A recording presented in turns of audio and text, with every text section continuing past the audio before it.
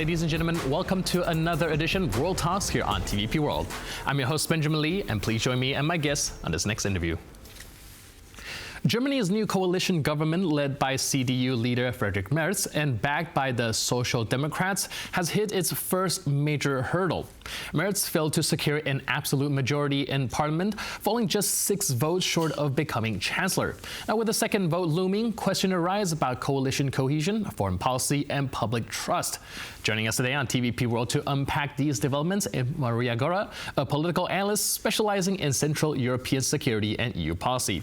As a researcher focused on transatlantic ties and EU foreign affairs, she brings us vital insight into the forces shaping Berlin's uncertain path forward. And welcome to TVP World.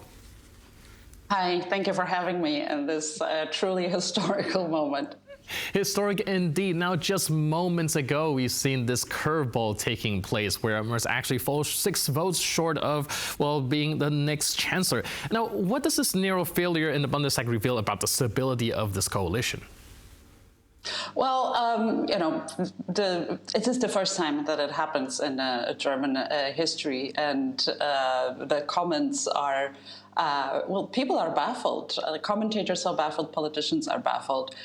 One of the most striking reactions that I've heard preparing for our conversation right now was that the government of the middle has just self-sabotaged itself.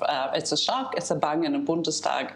Many do not know what is next, and what we know for sure is that the planned trips to France and Poland that were supposed to happen this week will most probably not happen. Now, I guess Friedrich Merz really has to talk to his party, to Jens Spahn, who is in charge of the Bundestag faction, to mobilize the CDU, although it's actually a good question where this defeat is coming from. As you rightfully pointed out, Merz fell really short of the needed majority of 316 votes. He got 310, and since it's a secret ballot, we don't actually know what happened within this coalition. Most probably something in the coalition, because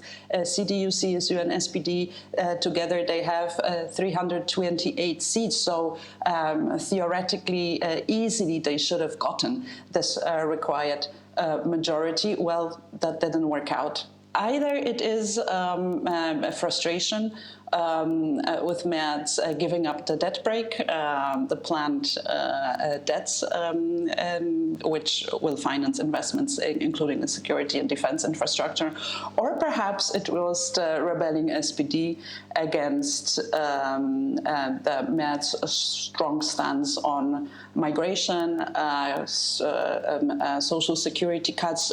We don't know for sure. For sure, what we know is this lesson of humility, lesson of humbleness for Merz, who was quite bold before the campaign, during the campaign, and now he has this bitter lesson to digest. All right, like you mentioned, of course, these votes are kind of under wraps, so we don't really know who voted what, but people are already speculating what actually happened. You pointed out several very good points about what could possibly happen. Maybe some of the SPD members didn't really vote for Merz, or the debt brake issue as well as the migration issue might have caused some rift. Now, of course, as the news break, a lot of theories are flying around, and well, just to make some speculation, some people are also saying that perhaps their stance towards the AfD currently being kind of branded as an extremist organization might have something to do with it as well. Do you think that there's any merits to that part? I don't think so, because the CDU and CSU now really have to draw a demarcation line between them and the AfD, which is also the biggest, at the same time, biggest opposition party in the parliament. And this is also the task of Jens Spahn, the future task of Jens Spahn, who will lead the Bundestag faction. So I don't think this is exactly the problem. What was mentioned today, and also a brief reaction to Merz failing to get his government approved by the Bundestag, is a surprise in CDU circles. Actually, the faction met at 8 a.m. today, and the atmosphere was good. The party was mobilized. So either it is an internal power struggle to show Merz that he's actually not that strong as he assumes, or it is a sign from the SPD.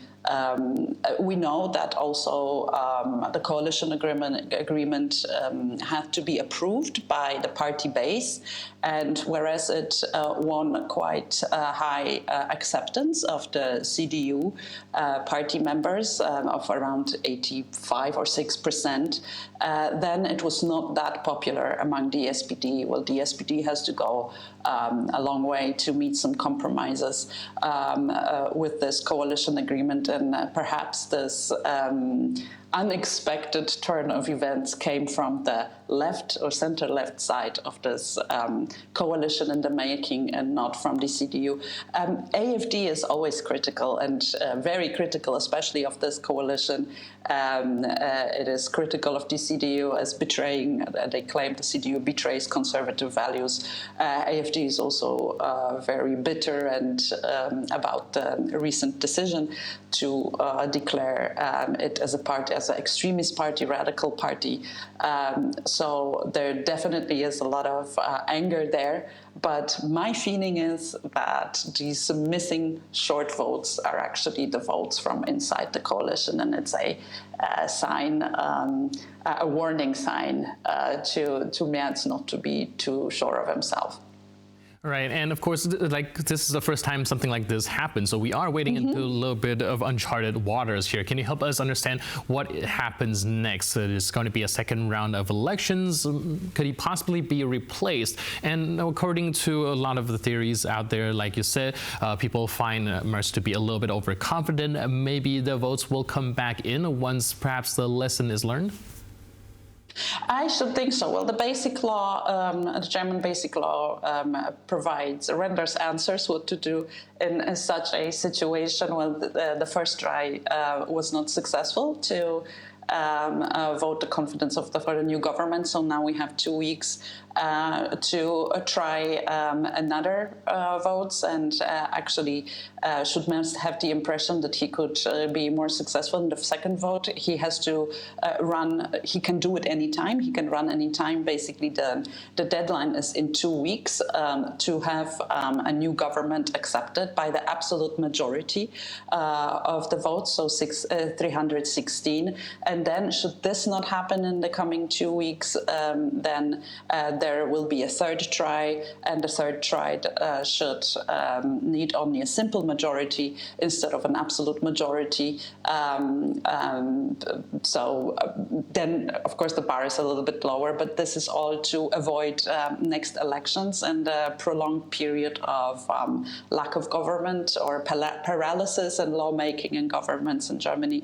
So let's see what happens. I would assume that Merz will be trying to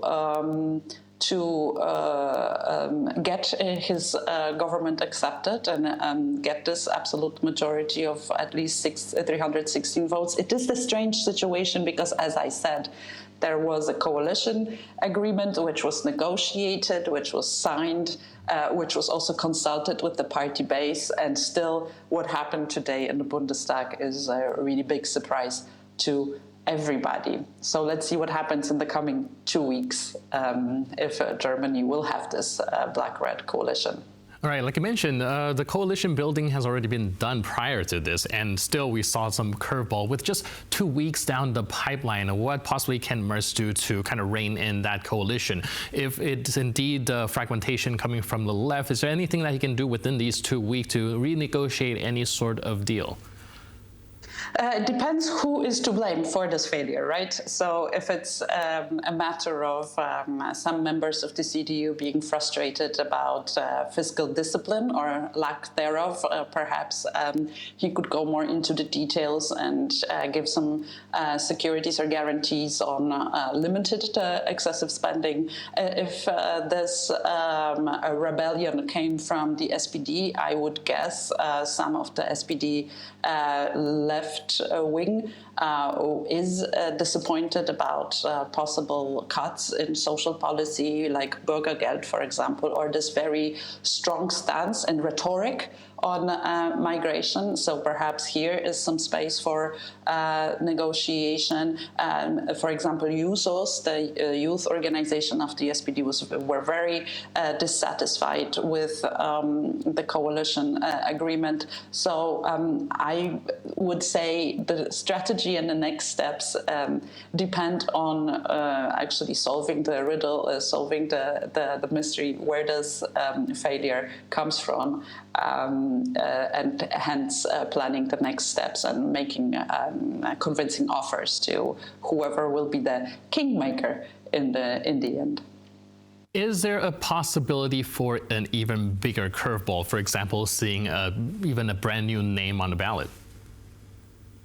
That's $1 million question. I think Friedrich Merz is very determined to remain in the position that he has dreamt of for a very long time. But there is also a lot of talking about the responsibility for Germany. In fact, the coalition agreement is called Responsibility for Germany. And this is a very serious situation. Some of the comments already now in the last 15 minutes were, so what is going to happen with the support for Ukraine?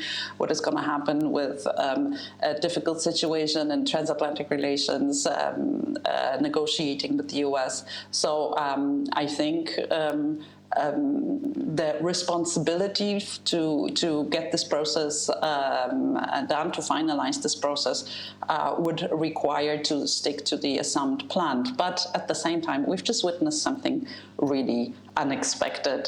So maybe there are more unexpected developments on the way. But that, of course, would prolong the process of establishing a new government in Germany, and would put Germany in quite a volatile position. Right, volatile indeed. Thank you so much for your input and insight, and coming on for such short notice. And nonetheless, thank you so much for being with us on TVP World. Thank you so much. Have a good day. And thank you for tuning into this edition of World Talks. But for more news, update, and commentary, please stay tuned to TVP World.